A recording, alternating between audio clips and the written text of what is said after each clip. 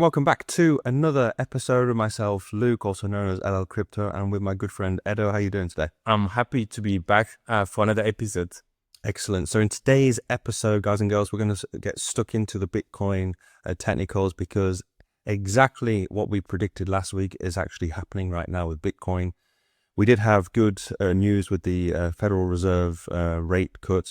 And so this has caused a catalyst for the rest of crypto. We've had a good week pumping. So how are you feeling with crypto this week? I mean, a lot of things had happened, and I guess it is time for us to discuss them. Yeah, so let's just get straight into the chart. So let's go over to here. So one thing that stands out to me before we look at Bitcoin is altcoin season is approaching very, very fast. Now, last time we did a video, I think we were still I think we were 50%, if I'm not mistaken.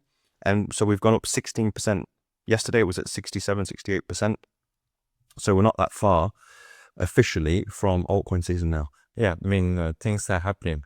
Things are cooking up, and Bitcoin dominance is spreading away, and maybe allowing these altcoins also maybe to get momentum before this cycle could conclude. Yeah, so we'll look at the dominance in just a second, but yeah, it's good to see that the fear and greed, we're neutral at the moment. And as we're going into the altcoin season, what we don't want to see is going into extreme greed just yet, because then it could signal the end of, well, not the end of the bull market, but when it gets overheated, then we could have a huge pullback. So what I like is to see this at the moment.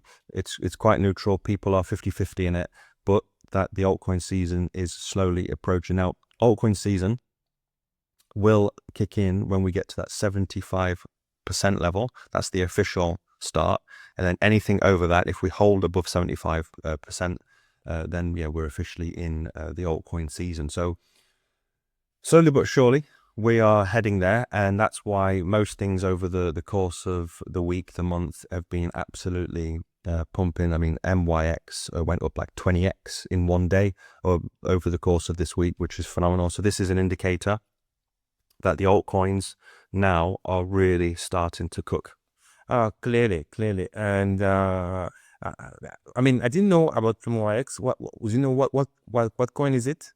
So it's MYX is the finance. I think it's just another marketplace. I could be wrong, but I haven't really looked into it. So we'll have to check that out. Maybe we can bring it out on another video. But I mean, as you can see, everything is pretty much cooking, and what we will see is the top now. We're going into phase 3 of the altcoins, but we'll talk about that more in the next episode because we're here for the Bitcoin technicals. But do you have any questions about this before we move on? I guess the only thing I could say regarding this crypto bubbles is the fact that clearly now altcoin seasons try to gear themselves up for the finale of this season. I guess we waited for this one for so long, and it seems that now we are there. Yeah, the next couple of months are going to be vital, especially in the next episode. We'll talk about Solana. So if you're interested in Solana, we're going to look at some of the news on Sol, how much it's gone up already, and our price predictions for this cycle with Solana. So stay tuned for that. But just going over into Bitcoin, maybe let's start with the monthly returns. One thing that we can see is we're about to start quarter 4. Quarter 2 of this year did phenomenal, almost 30%. Quarter 3 not so great. I mean, Bitcoin's been stabilizing and allowing the other altcoins to make a move. But one thing I saw with Ethereum, 82%. Well, now we're about 81.54%, which is phenomenal growth with Ethereum, even though we feel that it's been lagging behind. Quarter 3 has been pretty good. Yes, so we'll wait and see what will happen with the last quarter of the year. But yep, I felt that Ethereum hasn't really pumped as much as I expected it to. And then over the past few weeks, it has been a little bit slow on my point of view. But this end of the week, things start to be shaking up a little bit. I guess this week can be paramount for Ethereum. Exactly. So maybe we're going to see something like our last cycle where we had some huge increase. Well, in 2020, we went up 104% in that quarter. 2021, only 23% by 22.5%. So could we be seeing something like this? If we see 100% rise in Ethereum for Q4 of 2025, that would be phenomenal growth to $10,000. Yeah, but it should be unlikely. Yeah, it means that Ethereum will do it 2x. I don't see it happening unless maybe this cycle dragged itself a little bit more than we expected. I'm just expecting at least Ethereum to reach the 5K marks. But let's see what happens. Yeah. And historically, September is usually a bad month for Bitcoin. So we're going to go into the Bitcoin technicals now. With September, if we look back, usually it's red, but the last 2 years have been pretty good, gearing up to this bull market. And yeah, so far so good. We're still in the green, and I expect this is going to be like a springboard for October, November, December, where Bitcoin could potentially go up to 200,000. And one thing we can see here is that October is always a green month. Yeah. Except in 2014, I think they call it Pumptober, which is almost like 10 years, more than 10 years ago. So will the same thing repeat itself this year, or this year will be the exception? So we will see. Yeah, the last bull cycle, 2021, we had a 40% increase. So could we be seeing Bitcoin do another 40%? That would be absolutely fantastic, because that would take us, we'll come back to these lower time frames in just a second, but if we were to pump 40%, then where would this take us from our price point here? It would take us all the way to almost 160,000, which is not too far off from our $150,000 prediction. I don't know if you think that's too high, but for me, that's not that bad for the next leg up. As we can clearly see here, we started that next leg up, and that 40% increase, I mean, could happen by the end of this year.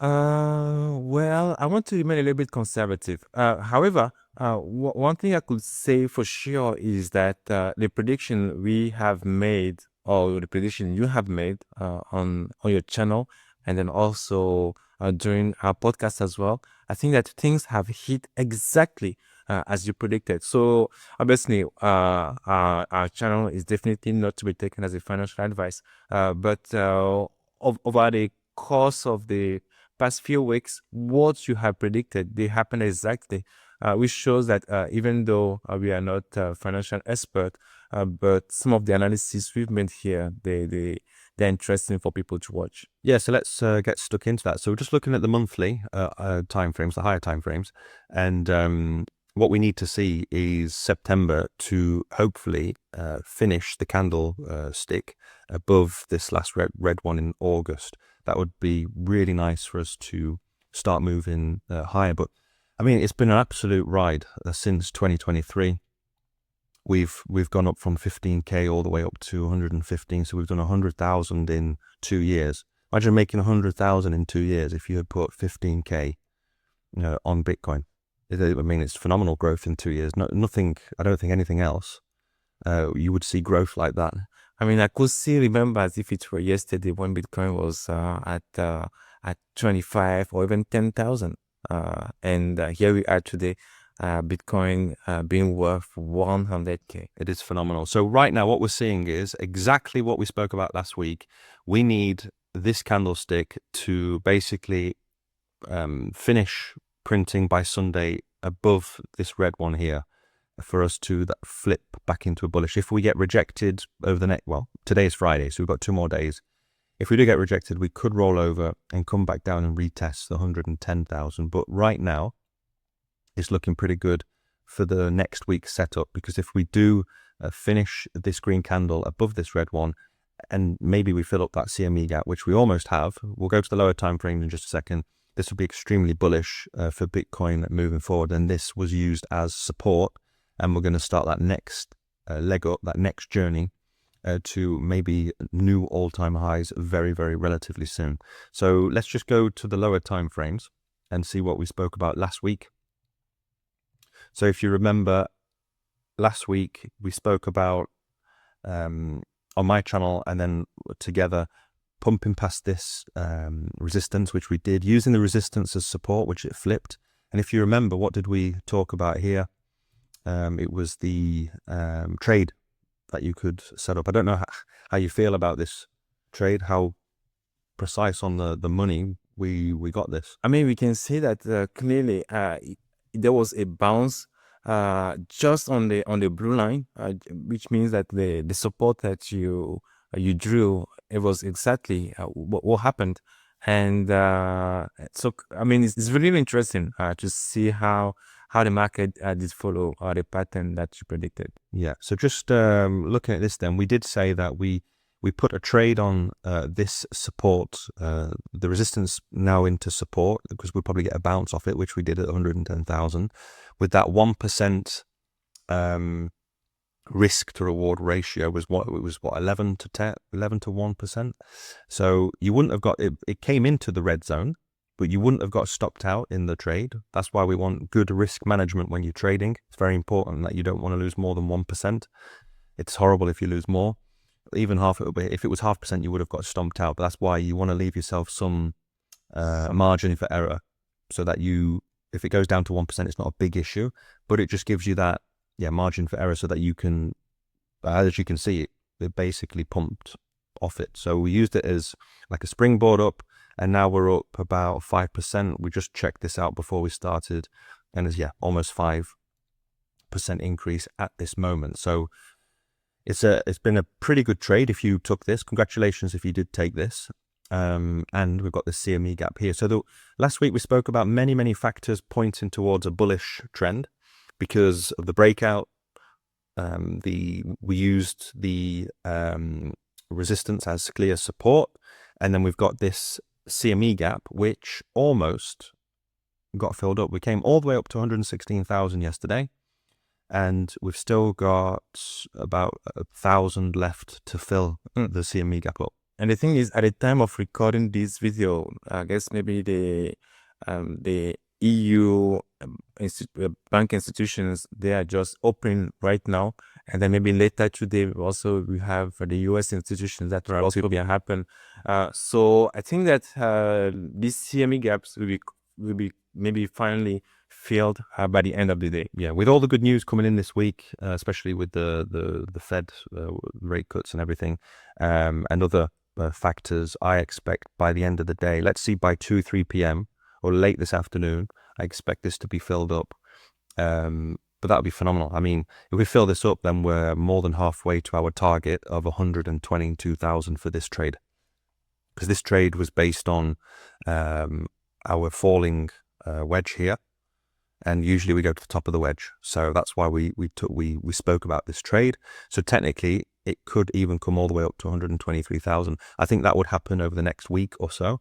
But for the rest of this week, today, we should see, if we don't get complete rejected, this CME gap getting filled up at 117,000, which is only another 1.5% increase. So it's not a lot. Yeah, but it's not bad. Well, I mean, what will be really interesting, what will be key here is to see what happens for the end of the day, because I guess it will also signal what can happen during the weekend, even though bank institutions should be closed during the weekend. However, what happens during the weekend will also be a catalyst for the beginning of next week. If we do get that pump today with Bitcoin, then what we want to see is some stabilization with Bitcoin. We don't want to keep pumping, because then we'll open a CME gap below. What we could see is then over the retail investors going into a frenzy for the altcoins, because altcoins have been pumping. So if Bitcoin does go to 117,000, stabilizes, holds that, then we could see Saturday, Sunday, the likes of Solana, Ethereum, the rest of the altcoins absolutely pumping over the course of this weekend, which is another good indicator for that altcoin season coming in. Then next week, Bitcoin. So one thing we need to watch out for, if we do come up to this level of 117, is that then we hold this area as support over the weekend, and that will give us a good indicator that we're going to go higher into next week.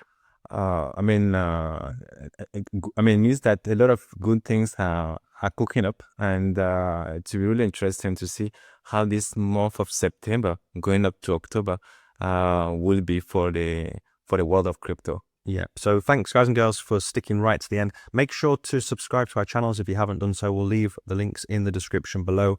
Thumbs up, thumbs down. It's all good for the algorithm. You've got the bell notification as well, so that you can be notified for each and every video that we do. Leave any comments. Let us know how you're feeling about Bitcoin, about the altcoins, and we will see you next time.